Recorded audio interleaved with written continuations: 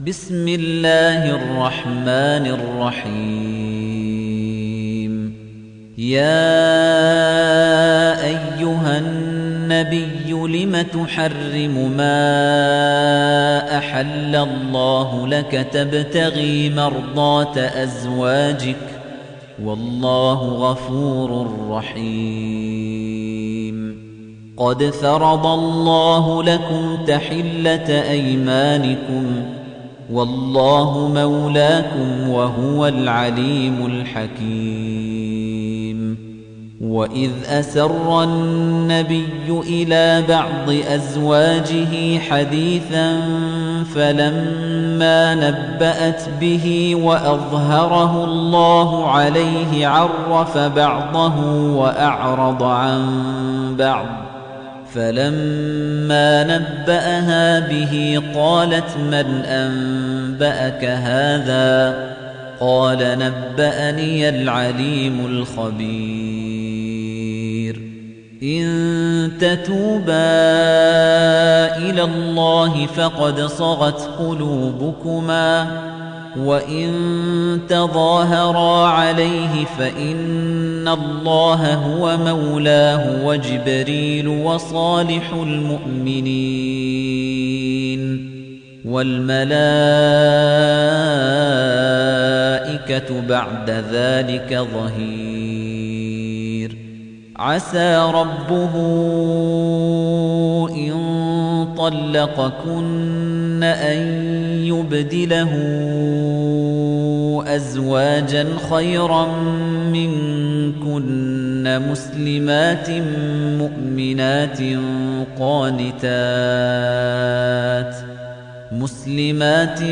مؤمنات قانتات تائبات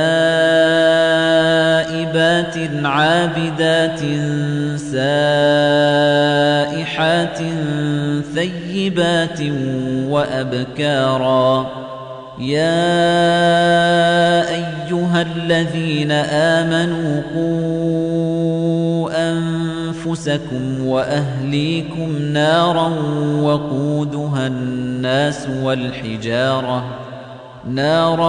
وقودها الناس والحجارة عليها ملائكة غلاظ شداد لا يعصون الله ما أمرهم ويفعلون ما يؤمرون يا أيها الذين كفروا لا تعتذروا اليوم إنما تجزون ما كنتم تعملون يا أيها الذين آمنوا توبوا إلى الله توبة نصوحا عسى ربكم أن يكفر عنكم سيئاتكم ويدخلكم جنات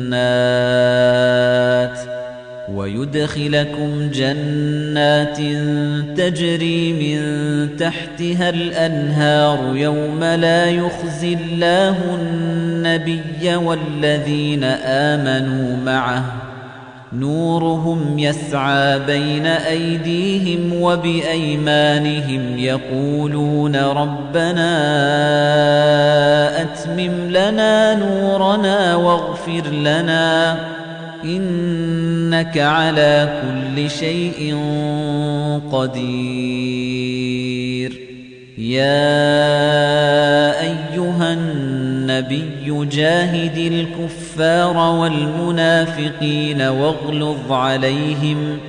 ومأواهم جهنم وبئس المصير ضرب الله مثلا للذين كفروا امرأة نوح وامرأة لوط كانتا تحت عبدين من عبادنا صالحين فخانتاهما فلم يغنيا عنهما من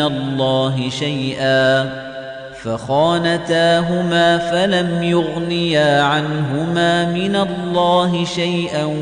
وقيل ادخلا النار مع الداخلين وضرب الله مثلا للذين آمنوا امرأة فرعون إذ قالت رب ابن لي عندك بيتا في الجنة ونجني من فرعون وعمله ونجني من القوم الظالمين ومريم ابنة عمران التي أحصنت فرجها فنفخنا فيه من روحنا وصدقت بكلمات ربها وكتبه وكانت من القانتين